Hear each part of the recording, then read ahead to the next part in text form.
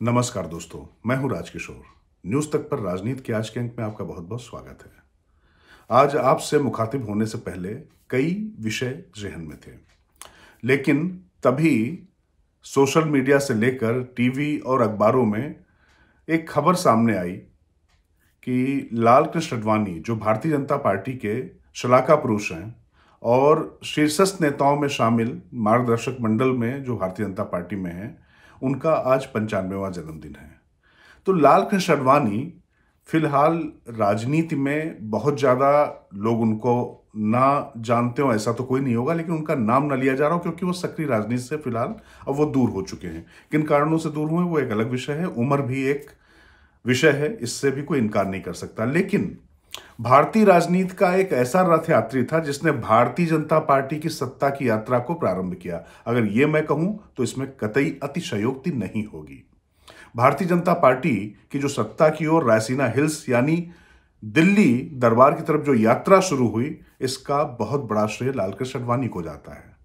लेकिन आज विषय लाल कृष्ण आडवाणी नहीं है, उनकी वजह से चूंकि वो यात्री हैं तो आप समझ गए होंगे, फिलहाल भी एक यात्रा चल रही है, भारत जोड़ो यात्रा। कांग्रेस के पूर्व अध्यक्ष राहुल गांधी की भारत जोड़ो यात्रा चल रही है। तो जो राम रथ यात्रा चली थी वो रथ में थे, राहुल पैदल चल रहे हैं। हालांकि भारतीय जनता पार्टी को पैदल से सत्ता तक पहुंचाने में अगर उस यात्रा का बहुत ज्यादा योगदान था, तो ये देखने वाली बात है कि जो एक पैदल यात्रा है राहुल गांधी की, ये वाकई क्या फिर से सत्ता की यात्रा शुरू करा पाएगी कांग्रेस की? तो इसी पर थोड़ा विश्लेषण कर लेते हैं और इन यात्राओं के माध्यम से कुछ तुलनात्मक अध्ययन करते हैं, क्योंकि यात्रा ने भारतीय जनता पार्टी की राजनीति की दशा दिशा तय कर दी। यह आप मानकर चलिए कि जब राम रथ निकला लाल कृष्ण आडवाणी का, उसके बाद हिंदुत्व की लहर पर जब भारतीय जनता पार्टी सवार हुई, तो उसके बाद उत्तर प्रदेश से लेकर धीरे धीरे हिंदी बेल्ट और गुजरात, इन सब जगहों पर भारतीय जनता पार्टी छा गई। भारतीय जनता पार्टी ने जिस तरीके का इतिहास रचा, बाद में कांग्रेस को सत्ता से बेदखल किया, लगातार दूसरी बार, ऐसा पहले कभी नहीं हुआ था, यह भी भारतीय जनता पार्टी ने किया। तो ये सब चेहरे अभी आप बहुत से देख सकते हैं, लेकिन इसके पीछे उस यात्रा का बड़ा योगदान था। अब आते हैं मौजूदा यात्रा पे, क्योंकि जब हम अतीत की थोड़ा सा जो चीजें हुई हैं, इतिहास पर जब नजर डालते हैं, उससे सबक लेकर ही आगे यात्राएं, या मतलब चाहे वो राजनीतिक यात्राएं हो, चाहे वो इस तरीके की यात्राएं हो, वो तय की जाती हैं। तो आखिरकार ये एक निश्चित तौर पर राजनीति में लोगों से मिलना, क्योंकि सोशल मीडिया और टीवी के चक्कर में सीधे मैन टू मैन जो कांटेक्ट होता है, व्यक्ति का व्यक्ति से पारस्परिक संबंध, जो सीधे मिलने का जो एक जुड़ाव होता था, उस पर काफी फर्क पड़ा है। बड़ी बड़ी रैलियां जरूर हो रही हैं, लेकिन वो अक्सर बहुत ज्यादा प्रायोजित होती हैं। स्वतः लाई हुई भीड़ और जुटाई हुई भीड़ का अंतर साफ साफ समझ में आता है। यात्रा भी बहुत आसान नहीं है। यात्रा आप एक दिन या 2 दिन का इवेंट जरूर कर सकते हैं, लेकिन इस इवेंट मैनेजमेंट की भी अगर हम बात करें तो इसके लिए अकूत संपत्ति चाहिए, लेकिन उससे ज्यादा आपके पास लोग होने चाहिए, आपके साथ लोग जुड़ने के लिए तैयार होने चाहिए। इन यात्राओं का उद्देश्य भी यही होता है। तो देखिए, जब 1991 में लाल कृष्ण आडवाणी की यात्रा थी, तो उस समय सोशल मीडिया तो था नहीं, टीवी जरूर आ चुका था, अपना प्रिंट मीडिया होता था, उसमें यात्रा को पूरी तवज्जो मिल रही थी। लेकिन जब वो रथ निकलता था तो उसके साथ में कारवां बढ़ता चला जाता था। अभी राहुल गांधी की यात्रा में भी हमने कई दृश्य देखे जहां पर बहुत लोग भी जुटे और कई तरीके की तस्वीरें भी आई, लेकिन उस समय लाल कृष्ण आडवाणी का सीधा एक उद्देश्य था, उस राम रथ का था कि अयोध्या में राम मंदिर बनाना है। अभी जो कांग्रेस की जो यात्रा है, भारत जोड़ो यात्रा, ऐसा लगता है कि जैसे भारत कहीं बहुत बुरी तरीके से टूट गया है, जिसका आरोप भी कांग्रेस लगा रही है कि भारत की जो धर्मनिरपेक्षता है, जो भारत का सामाजिक ताना बाना है, वो टूट गया है। हालांकि अगर भौगोलिक दृष्टि से या प्रशासनिक या राजनीतिक दृष्टि से देखें तो जो काम पहले नहीं हो पाया था, कश्मीर पूरी तरीके से भारत में जिसका विलय की बात कही जाती थी पीओके को छोड़कर, वो अब हो पाया है जब अनुच्छेद 370 और 35 से वहां से हट गई है। तो एक देश और 2 विधान जो नहीं चलेगा, ये तो भारतीय जनता पार्टी ने अपना नारा पूरा कर दिया, जो उसका अपना वादा था पूरा कर दिया। इस तरीके की तमाम चीजें हैं जिसको लेकर कुछ विरोध के स्वर भी हो सकते हैं, मतभेद भी हो सकते हैं, लेकिन उसका उद्देश्य क्लियर था और कैसे लोग जुड़ते चले गए उन यात्राओं के साथ में, क्योंकि आडवाणी की ये एक यात्रा नहीं थी, इसी तरीके से एक और यात्रा भी हुई थी। मुरली मनोहर जोशी ने भी यात्रा निकाली, फिर आडवाणी जी ने फिर यात्रा निकाली, आडवाणी और राजनाथ सिंह ने भी यात्रा निकाली जब वो अध्यक्ष होते थे, एक साथ होते थे। तो ये यात्राओं का दौर लगातार चलता रहा। अब ये कांग्रेस की तरफ से इस तरीके की जो यात्रा है इतनी लंबी इतने दिन चली है, क्योंकि देखिए अभी 50 दिन से ज़्यादा हो चुके हैं और ये यात्रा सतत जारी है, ये छोटी बात नहीं है। इसको अगर आप पूरी तरीके से इग्नोर राजनीतिक तौर पे नहीं कर सकते, क्योंकि इतने दिन एक व्यवस्था चला पाना आसान नहीं होता है।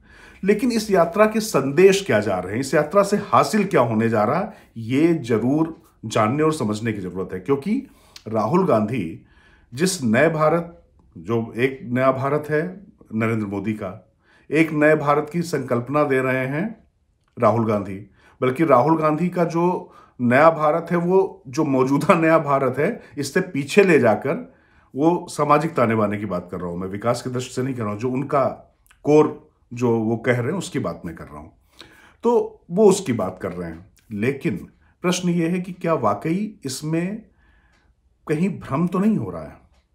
क्योंकि राहुल गांधी की यात्रा में तमाम चेहरे जुड़ते हैं। जब उनकी शुरुआत होती है तो शुरुआत में वो एक ऐसे पादरी से मिल लेते हैं जो कहते हैं कि मैं भारत माँ पे नंगे पैर नहीं रख सकता, पैर गंदे हो जाते हैं, तो विवादास्पद बयान देने वाले पादरी के साथ में जाते हैं।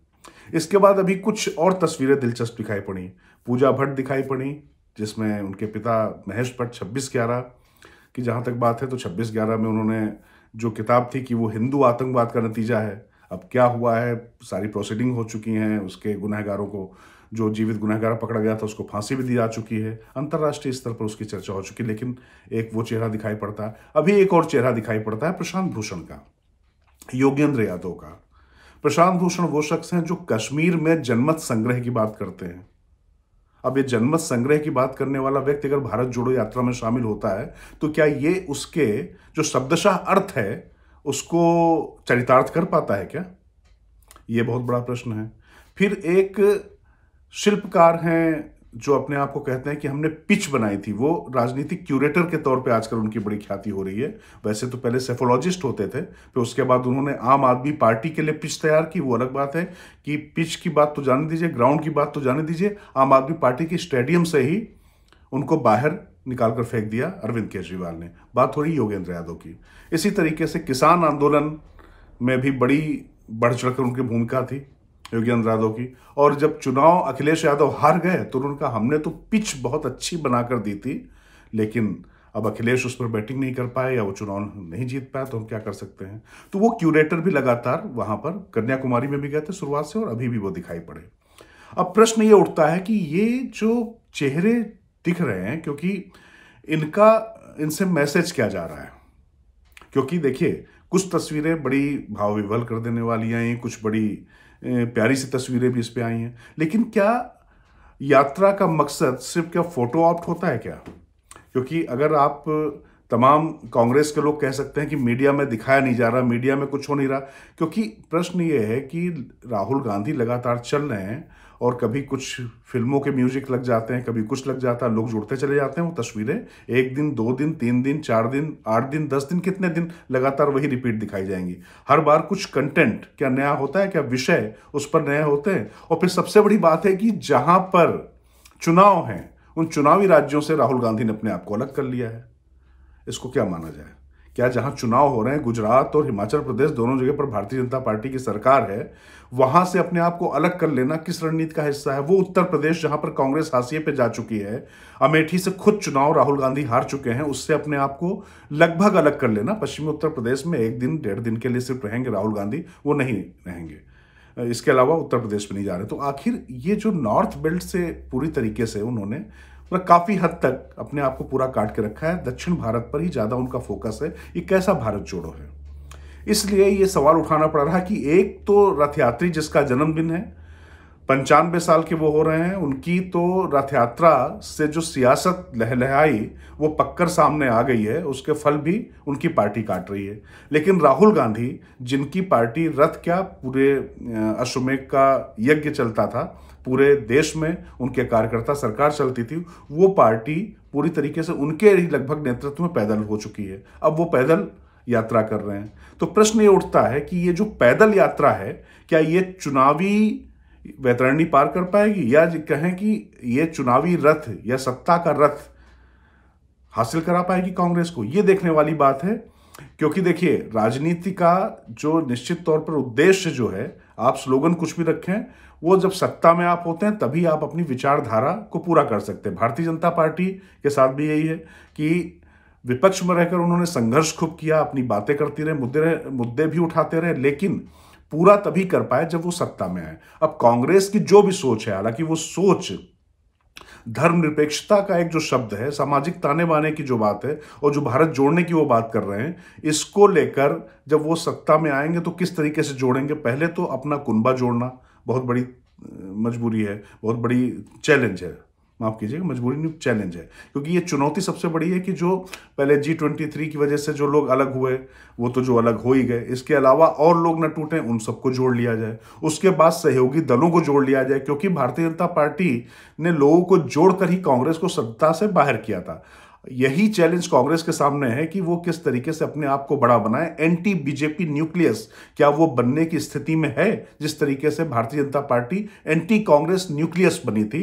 कांग्रेस विरोधी जो नाभिक बना था, उसके इर्द गिर्द सारे दल जुटे थे। क्या कांग्रेस उस स्थिति में आ पाएगी? राहुल गांधी की जो पैदल यात्रा है, उस स्थिति में आ पाएगी? कम से कम चेहरों और इनको लेकर जो चीजें हुई हैं इस दौरान, उसको देखकर ये थोड़ा भ्रम की स्थिति होती। लेकिन अभी यात्रा सतत जारी है। अच्छी बात है, राजनीति में जारी रहनी चाहिए, कुछ गतिविधि होते रहने चाहिए, लेकिन इसका अल्टीमेटली फल क्या मिलेगा, ये जरूर देखने वाली बात होगी।